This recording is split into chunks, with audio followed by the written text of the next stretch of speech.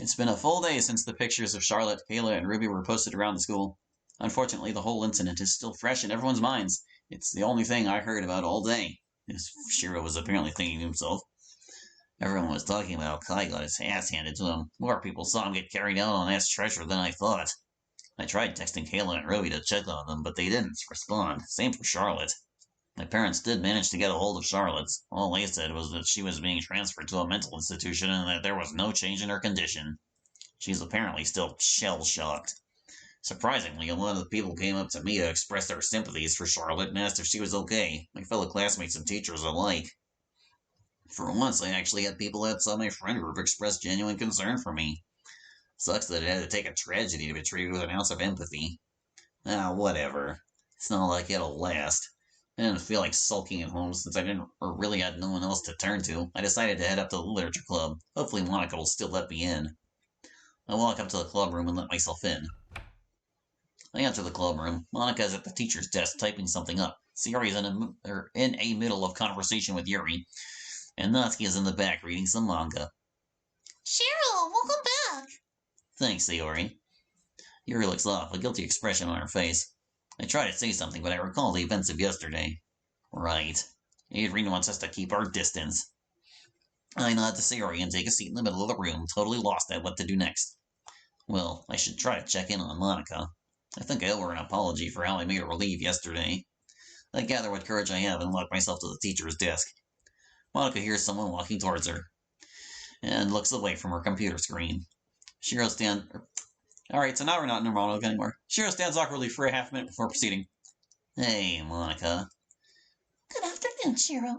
She says, typing away on the keyboard. I wanted to apologize for my behavior yesterday. Monica sighs as she pulls away from the computer screen and positions herself directly in front of Shiro. She gestures to him to grab the seat next to her, which Shiro complies with. Look, you really don't have to apologize for that. It was a rough time for us both. I was just trying to look out for you, like she would anyways. I appreciate it. Have you heard anything new?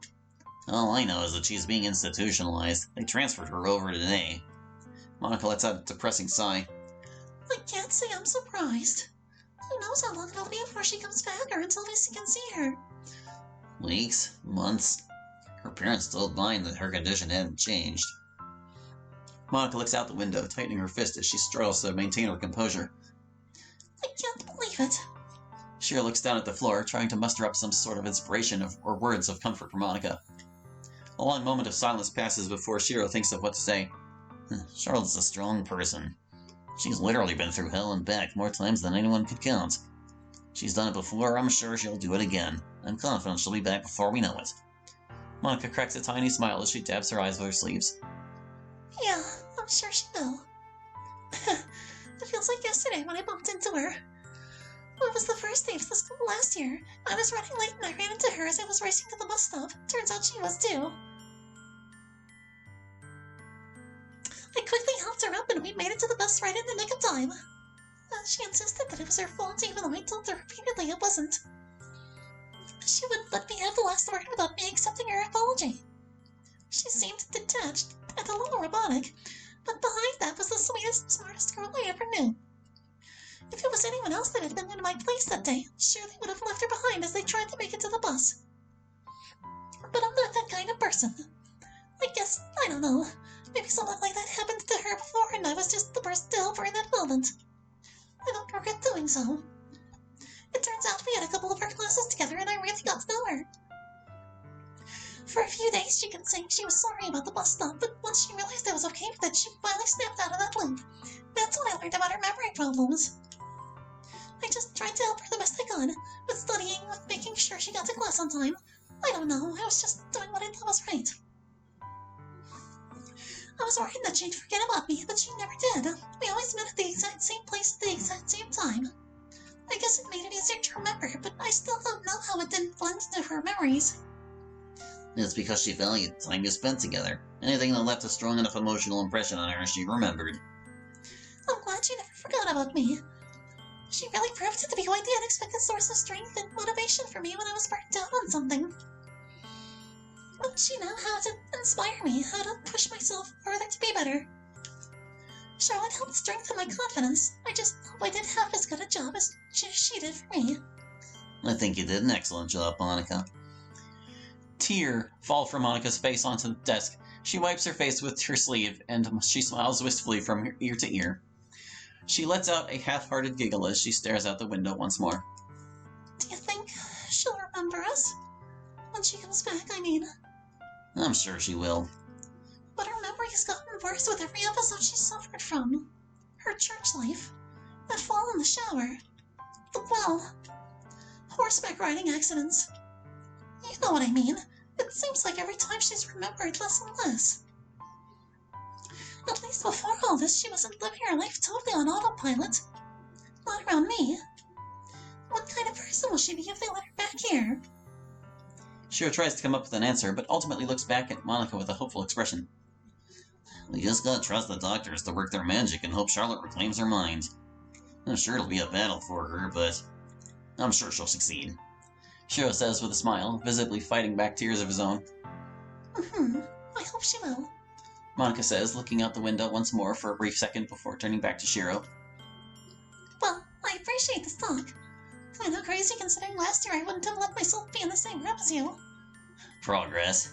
Shiro shoots a self-deprecating smile. Monica nods stoically. Yeah. Well, I need to start the club, so... If you want me to go, I can go. Shiro says as he slowly stands up. You know what? Why don't you stay? You can sit in for this one. I don't mind. Oh, sure. Why not? Great. Grab a seat. Monica says, pointing to the middle of the room. Shiro follows Monica's instructions as she calls the rest of the club to order. They assemble a circle in the middle of the room. Shiro grabs a seat between Natsuki and Sayori. Ironically, he's directly across from Yuri. The two make brief eye contact before Yuri looks away, red-faced. Shiro awkwardly turns his gaze to Monica. All right. Official club meeting business is going to be now since Sayori's short on time. What's Sayori doing? Oh, we have to run a special errand for Jeremy. I can't really say what it is, though. Weird. So much for transparency from our student council.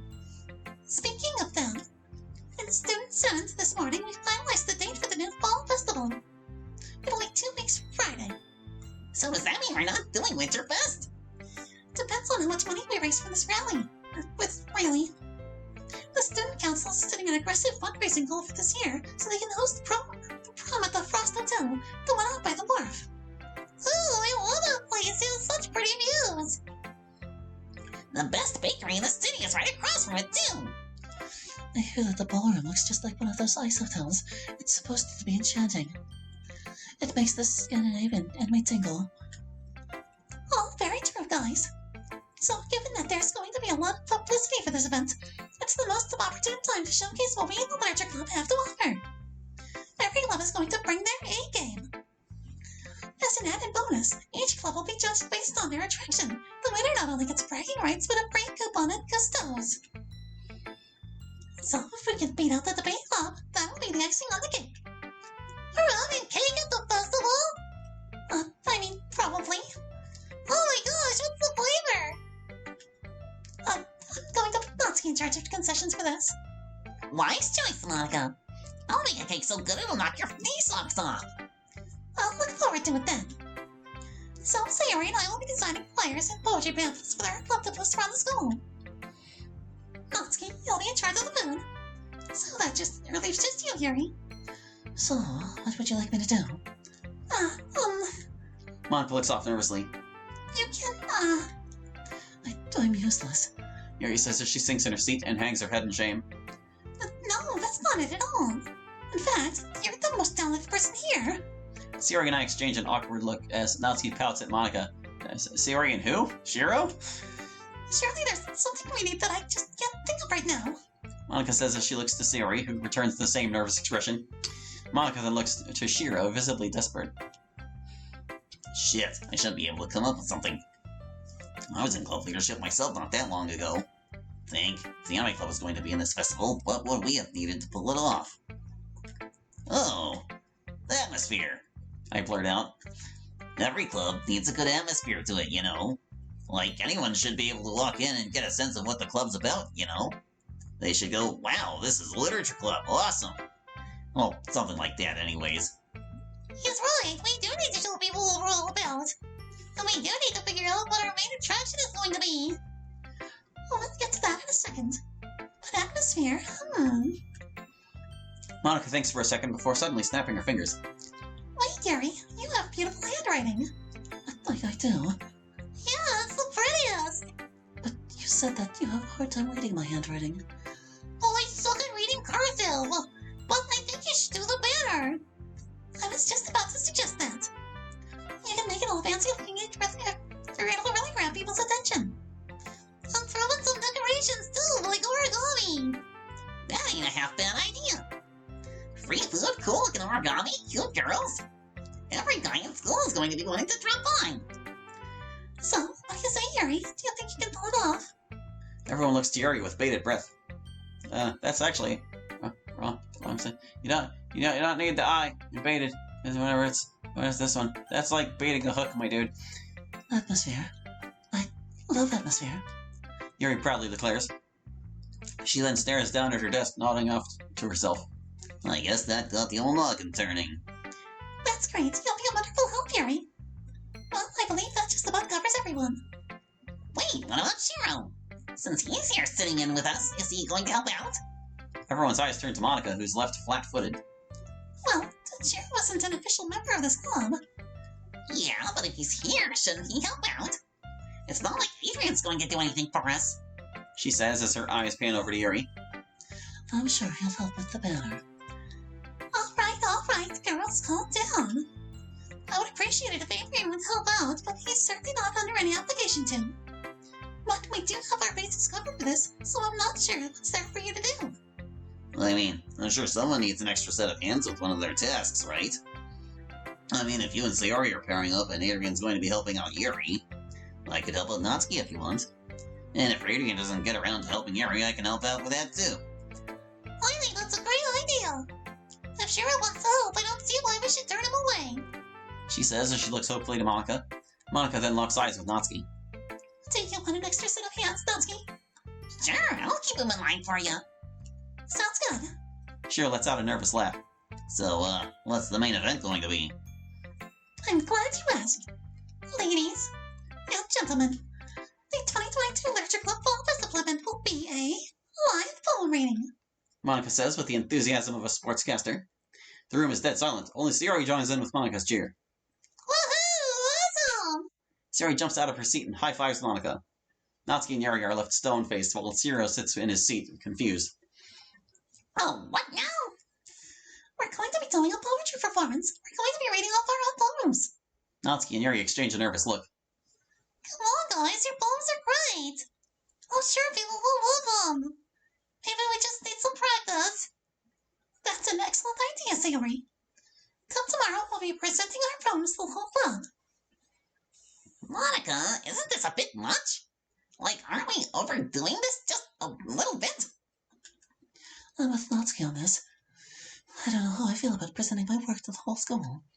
What are people going to say? I think you guys are overthinking this. Part of being a writer is to make yourself vulnerable, to expose your true self to others. By sharing your writing, you're sharing a part of you.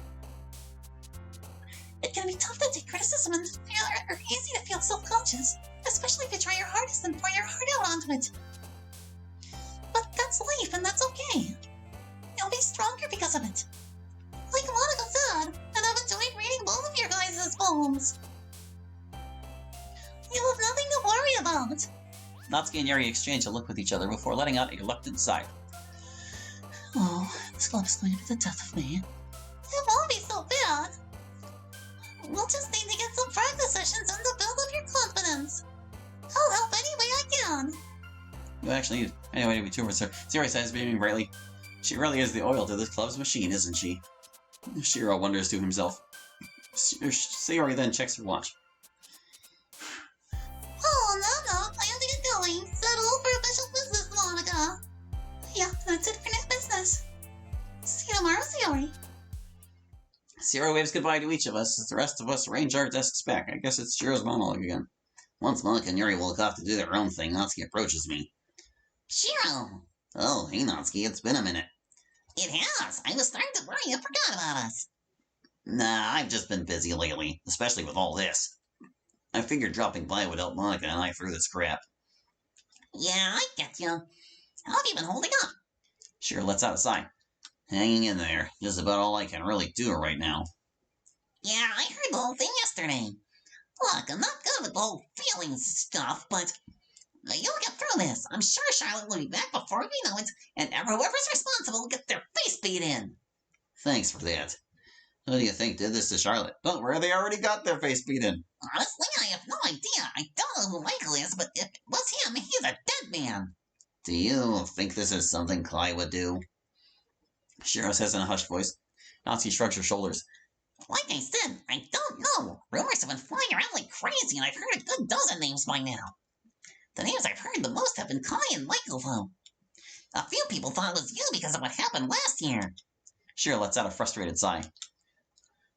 Don't worry, I set them straight. Shira lets out a chuckle. Thanks, but you really didn't have to do it. I should be the one defending my name. Though I guess I can't be choosy right now. Damn right. So hey, what's up with you and Yuri? What do you mean? I mean, yesterday she brought you here, you stormed out after Monica did, and then she came back looking rather upset. Now she's just avoiding looking at you. I know it's not really my business, but I care about Yuri, so... It's not really her. It's Adrian. Adrian? Really? Natsuki says, looking surprised.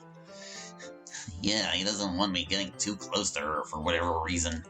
Considering I do owe him one, I should try to abide by his request, but I was going through a lot yesterday and she helped to calm me down. And Adrian didn't like that. Natsuki stares at the floor, lost in thought. Well, that's new. I take it you know him a lot better than I did. He and I were never close. Yeah, we're cool with each other. We sometimes hang out together. Given that he's dating one of my friends, I occasionally third wheel. Fun times. She says as she rolls her eyes. Well, if that's what Adrian wants, I'll respect his wishes. It's not like I meant for yesterday to happen, and the last thing I need is him up my ass. Yeah, no need to upset him if you can avoid it. I don't know, I'm going to hang out with him after the club's over.